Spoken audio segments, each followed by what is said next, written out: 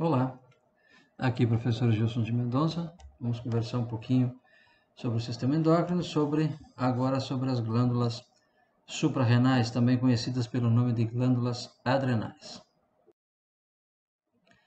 As glândulas suprarrenais, elas se localizam sobre os polos dos rins, portanto, no organismo existem duas glândulas suprarrenais, uma sobre o polo do rim direito, outra sobre o polo do rim esquerdo. As glândulas suprarrenais, elas apresentam duas regiões distintas, uma região mais externa, chamada córtex, e uma região mais interna, chamada medula. Dependendo da região que nós estivermos falando, hormônios diferentes serão secretados. A região cortical, proporcionalmente, ela é maior, ela responde por 80 a 90% de todo o parênquima da glândula adrenal ou suprarrenal. E a zona cortical ela é subdividida em três outras zonas. A zona glomerulosa, que é a mais externa e que é principal sítio de produção do hormônio aldosterona. A zona fasciculada, que é uma zona intermediária, cujo principal objetivo, cuja principal finalidade é a produção do hormônio cortisol. E a zona reticular, que é responsável pelos chamados androgênios suprarrenais. A região medular, proporcionalmente aí em torno de 10 a 20% da massa da glândula suprarrenal, e a região medular, as células cromafins da região medular secretam as chamadas catecolaminas, cujos principais dois representantes são a epinefrina e a norepinefrina. Região medular, então, da glândula suprarrenal. A maior parte, proporcionalmente falando, da produção e secreção de hormônios da medula suprarrenal é a epinefrina. 80% aproximadamente da secreção medular da suprarrenal é epinefrina. Os outros 20% é norepinefrina. São hormônios da categoria bioquímica aminas. Então, relembrem lá as particularidades das aminas. A secreção desses hormônios pela região medular da suprarrenal é regulada basicamente por sinalização simpática. E um dos principais fatores responsáveis pela estimulação na secreção das catecolaminas é o estresse, são os fatores relacionados ao estresse, tais como exercícios físicos intensos, quadros de hipoglicemia e hipovolemia hemorrágica, são exemplos de fatores estressantes e importantes sinalizadores aí para a secreção das catecolaminas.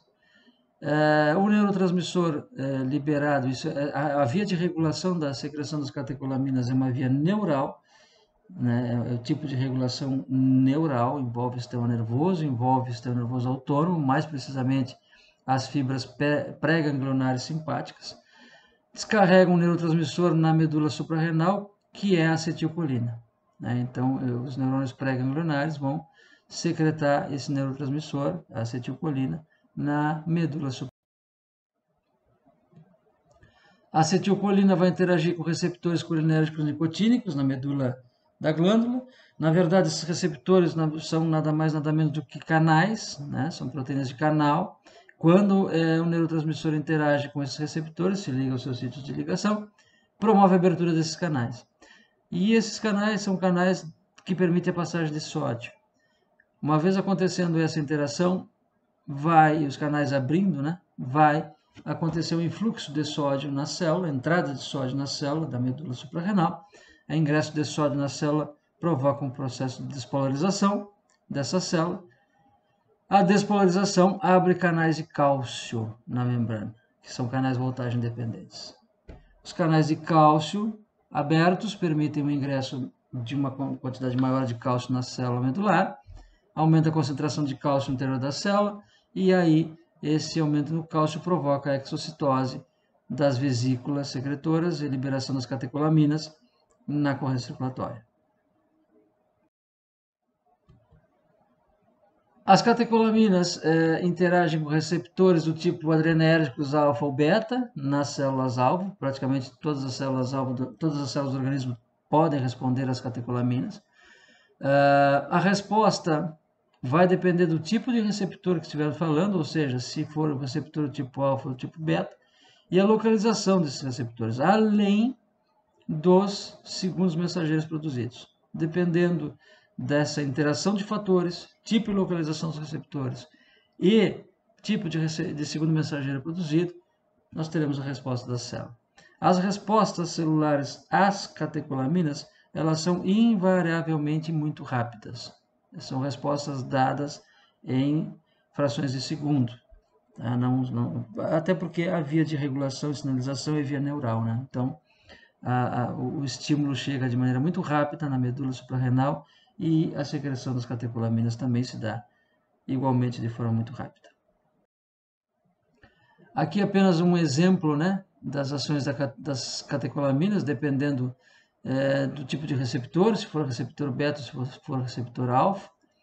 E aí nós temos, por exemplo, aumento da glicogenólise, aumento da gliconeogênese, aumento da lipólise, a termogênese, da frequência cardíaca, aumento da secreção de insulina, aumento do relaxamento muscular gastrointestinal, no caso de ativação de receptores beta, no caso de ativação de receptores alfa, aumento da contratilidade cardíaca, aumento na vasoconstrição arteriolar, contração esfincteriana, aumento da agregação plaquetária, aumento de sudorese, aumento na dilatação de pupilas, aumento da pressão arterial.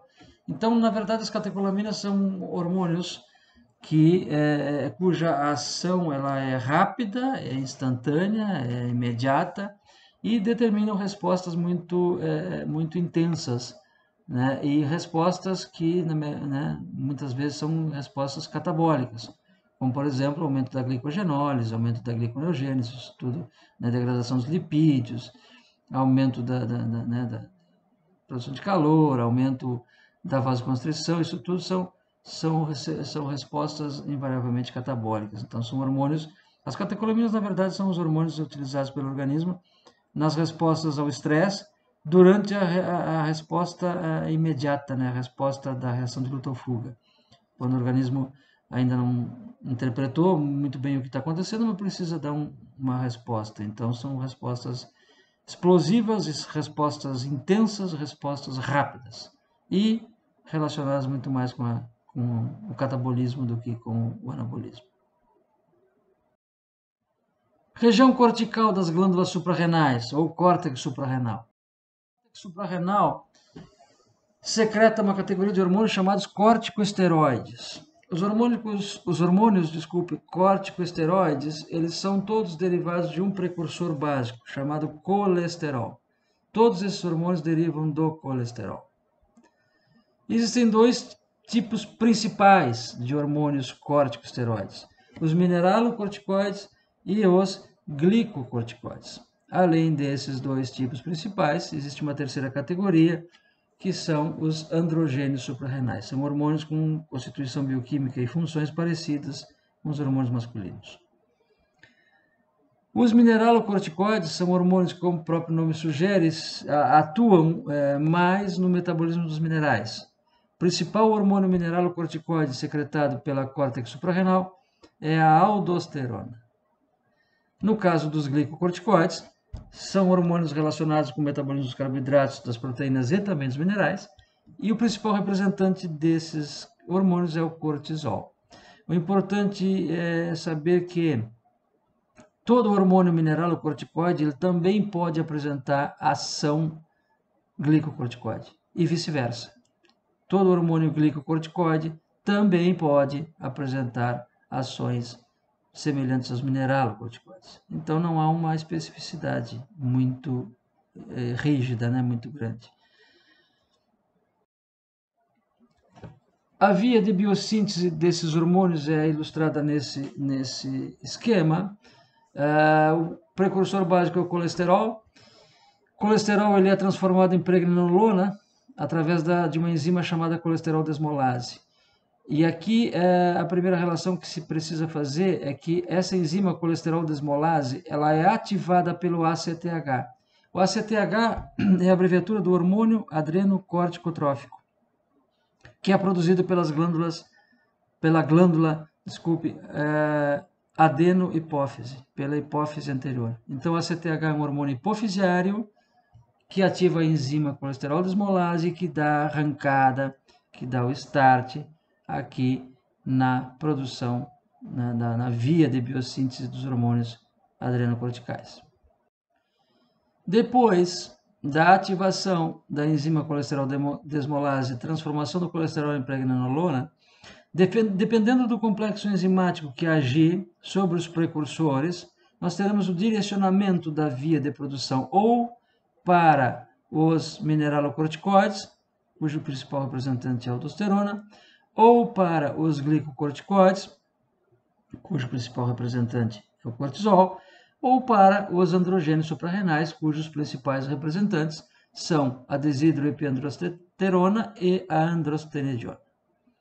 Mas o que vai determinar isso é a enzima que agir sobre o substrato, né? E a partir daí, o direcionamento da via.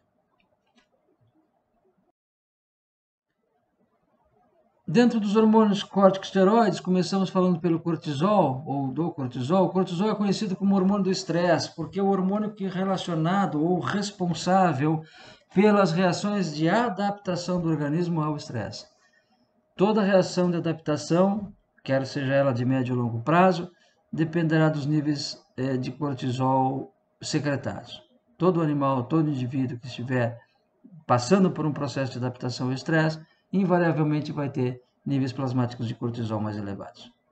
O cortisol ele é transportado no sangue por uma globulina, por uma proteína plasmática, né, denominada transcortina, que transporta aproximadamente 90% de todo cortisol secretado. Além dessa globulina, algumas albuminas também podem ser responsáveis pelo transporte do cortisol. Relembrando para vocês que os hormônios suprarrenais, a córtex suprarrenal, os corticosteroides, em função de serem derivados do colesterol, eles são classificados como esteroides.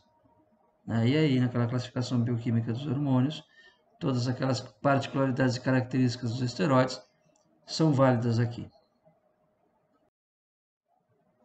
A secreção dos glicocorticoides, especialmente o cortisol, é uma via de regulação. A regulação da secreção é uma via relativamente simples. A secreção começa com uma estimulação hipotalâmica, né, o reconhecimento pelo hipotálamo de algum fator estressante. Hipotálamo secreta o CRH, que é o fator estimulador da hipófise anterior, ou adenohipófise. O CRH estimula a secreção do ACTH, o hormônio adrenocorticotrófico. E o ACTH, via corrente circulatória, chega na córtex suprarrenal, onde vai estimular a produção de cortisol. Nessa sequência de eventos, né, nós teremos como resultado final o aumento na concentração plasmática de cortisol, né, no aumento na secreção de cortisol. Níveis de cortisol suficientemente altos fazem feedback negativo na hipófise anterior e também no hipotálamo, inibindo essas duas regiões a produzir os seus mediadores químicos. Neste caso, inibindo o hipotálamo a secretar o CRH e inibindo a hipófise anterior a secretar o ACTH. Como resposta, como resultado, temos a diminuição dos níveis plasmáticos de CRH e ACTH e, no final, diminuição na produção de cortisol. O cortisol cai, os níveis caem de secreção até um mínimo fisiológico, onde, por estar suficientemente diminuído, desaparecem essas inibições, desaparecem essas alças de feedback negativo e volta o processo de regulação, né, de estimulação na regulação e na secreção do hormônio. Essa é a via de regulação da secreção do cortisol e dos hormônios glicocorticoides como um todo. Ainda no que diz respeito à regulação da secreção dos glicocorticoides, do cortisol, esses hormônios apresentam um padrão de secreção diurna pulsátil, ou seja, há uma frequência maior de pulsos secretórios durante a fase, né, do dia ou da vigília, e essa frequência de pulsos diminui durante o sono, de forma que no final da fase de sono e início do período de vigília, verifica-se um pico secretório de cortisol, em que há uma secreção bastante significativa do hormônio nesse momento, nessa fase, e essa secreção corresponderá a aproximadamente 50% ou a metade de todo o cortisol que o organismo vai secretar nas próximas 24 horas. Então, é bastante intenso, bastante importante esse pico secretório, que se dá no final da fase do sono e início da fase de vigília. Principais ações, então, do cortisol no metabolismo. No metabolismo dos carboidratos, o cortisol ele estimula o aumento na síntese, na produção de novas moléculas de glicose, especialmente a partir do processo de gliconeogênese hepática, do fígado. Ou seja, síntese de glicose a partir de compostos que não são glicídios. Além disso, cortisol também contribui para aumentar as reservas hepáticas de glicogênio, que é o carboidrato de reserva, no fígado. Então, a tendência no que diz respeito ao metabolismo dos carboidratos é que a ação do cortisol vai induzir um incremento, um aumento aí na síntese de mais moléculas de glicose. No metabolismo das proteínas, cortisol age de maneira a reduzir os depósitos proteicos, exceto no fígado, mais uma vez o fígado sendo um órgão protegido. Redução dos depósitos proteicos no organismo, através da lise dessas proteínas, né? Diminuição de síntese proteica e a mobilização dos aminoácidos livres basicamente para a via da gliconeogênese. A utilização desses aminoácidos como substratos da gliconeogênese para a produção de mais glicose. Então, no metabolismo das proteínas, o cortisol tem uma ação catabólica por excelência.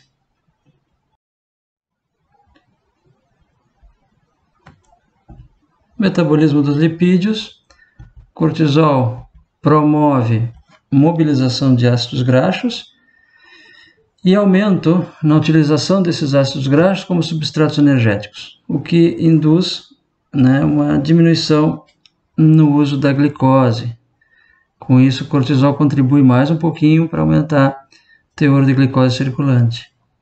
Metabolismo dos lipídios também o cortisol tem ação catabólica.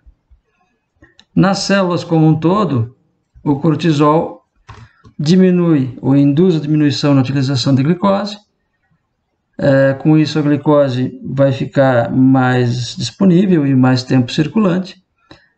Em resposta a esse aumento na circulação de glicose, o teor de glicose plasmática, o pâncreas vai aumentar a secreção de insulina, que é o hormônio que vai, né, tentar depositar essa glicose nas células.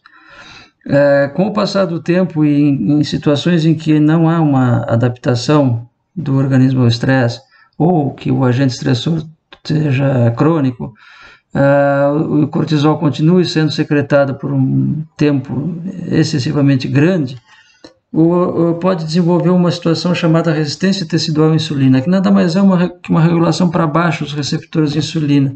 Como a glicose fica muito tempo elevada, e o pâncreas fica jogando insulina na circulação por muito tempo, a insulina fica exercendo o seu papel por muito tempo, acaba dessensibilizando os receptores.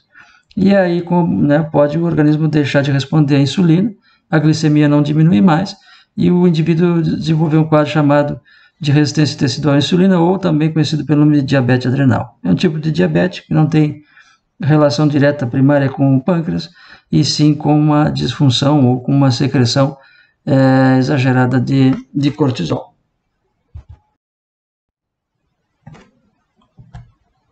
No sistema cardiovascular, cortisol tem uma ação que se diz ação permissiva para as catecolaminas. O que significa isso? Significa que o cortisol potencializa, estimula, auxilia a ação das catecolaminas no sistema cardiovascular. Lembrando que, nesse caso, né, as catecolaminas, epinefrina e norepinefrina, tendem a intensificar, a exacerbar a atividade cardiovascular.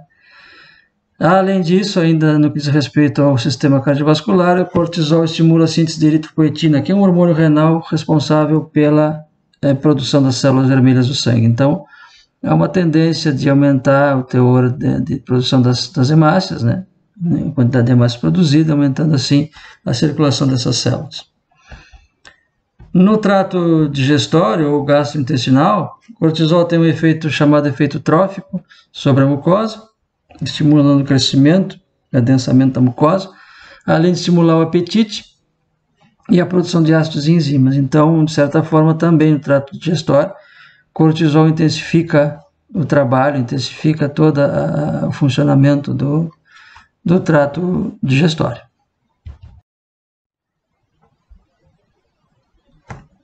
Nos ossos, o cortisol tem uma ação de diminuição da expressão e da própria ação da IGF-1. IGF-1 é o fator de crescimento semelhante à insulina, que é o mediador das ações do hormônio do crescimento. Então, o cortisol nos ossos compromete a ação do hormônio do crescimento, do GH, e também compromete a ação dos hormônios tireoidianos, que são fundamentais para manter a intensidade metabólica e manter o crescimento e a deposição de matéria óssea.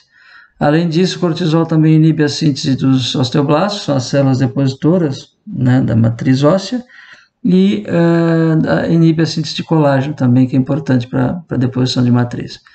Então, nos ossos há um prejuízo, né, uma ação prejudicial, uma ação inibitória do cortisol em todo o funcionamento da deposição de matriz óssea e crescimento do osso. No sistema nervoso central, o cortisol tem uma ação de modular a percepção e as emoções. Então, ele pode ser responsável por alterações no comportamento, né, dos indivíduos sob períodos de estresse prolongado e níveis de cortisol elevados. Além disso, o cortisol afeta o sono, diminuindo a fase REM do sono e aumentando o tempo de vigília. Então, prejudica a qualidade do sono do indivíduo, o que, somado a todos os outros efeitos, né, vai se traduzir numa resposta do organismo, muitas vezes, que é bastante prejudicial ao indivíduo como um todo, né?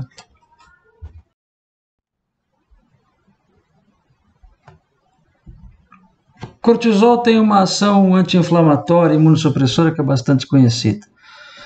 A ação anti-inflamatória e imunossupressora do cortisol se baseia principalmente na inibição de uma enzima chamada fosfolipase A2, que é uma enzima catalisadora e mediadora dos processos de formação das prostaglandinas, dos tromboxanos e leucotrienos. O que são prostaglandinas, tromboxanos e leucotrienos? São mediadores químicos do processo inflamatório. Então, a enzima ficando inibida inibe a produção dessas substâncias. E aí o processo inflamatório como um todo, que é uma resposta normal, fisiológica do organismo, acaba sendo inibido também. Essa é a resposta, essa é a ação anti-inflamatória que é conhecida pelo cortisol, do cortisol. Além disso, o cortisol estabiliza a membrana dos lisossomos, o que faz com que essas estruturas se rompam com mais dificuldade, né? Tenham mais dificuldade de se romper, e aí não liberam os seus conteúdos, que normalmente são também aí mediadores químicos dos processos inflamatórios. Cortisol reduz a permeabilidade capilar na região inflamada, diminui a permeabilidade dos capilares sanguíneos. Reduzindo a permeabilidade capilar, reduz a migração e atividade das células brancas, os leucócitos. Os leucócitos terão mais dificuldade para fazer a diapedese, para fazer a migração para o tecido lesado, né, e a sua atividade também sendo inibida, todo o processo inflamatório na região acaba sofrendo algum tipo de prejuízo. Cortisol inibe a produção da interleucina 2, inibe a proliferação dos linfócitos T, inibe a produção de histamina e serotonina, tudo isso vai acabar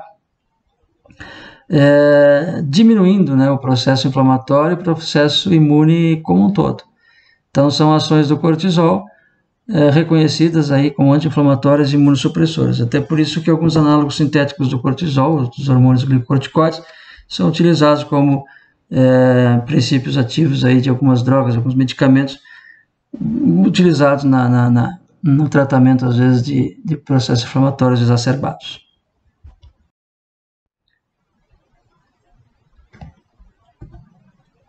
No desenvolvimento fetal, cortisol é fundamental para o desenvolvimento normal do sistema nervoso central, de estruturas como a retina, da pele, dos órgãos do trato gastrointestinal e dos pulmões. Então, o cortisol durante o desenvolvimento fetal, ele é importante para garantir o desenvolvimento adequado dessas estruturas, e muito embora o indivíduo nasça muitas vezes com imaturidade do sistema nervoso central, com imaturidade de alguns sistemas, mas a ação do cortisol durante a vida intrauterina é fundamental para isso. Além do que, Cortisol induz a diferenciação das células alveolares do tipo 2.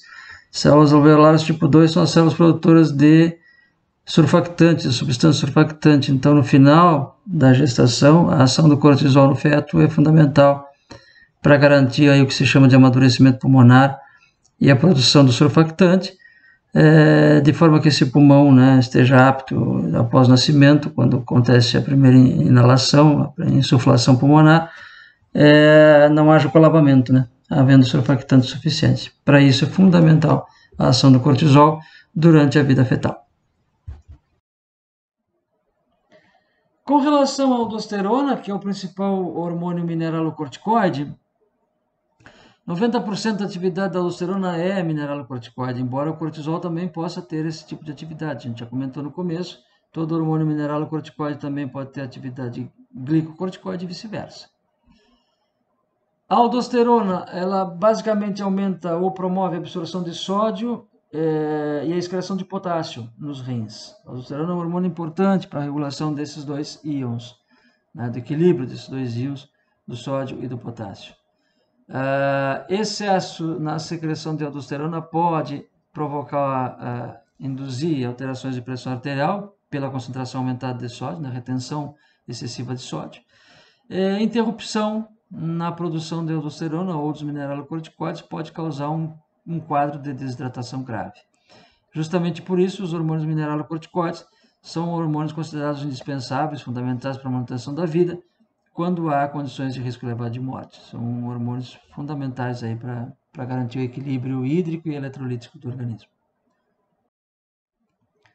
A secreção de aldosterona, a regulação da secreção de aldosterona, ela é diferente da regulação do cortisol e dos androgênios suprarrenais. Obviamente que o ACTH, o hormônio adrenocorticotrófico, continua sendo essencial. Sem ele não há a conversão do colesterol em pregnenolona e a via de biossíntese não começa.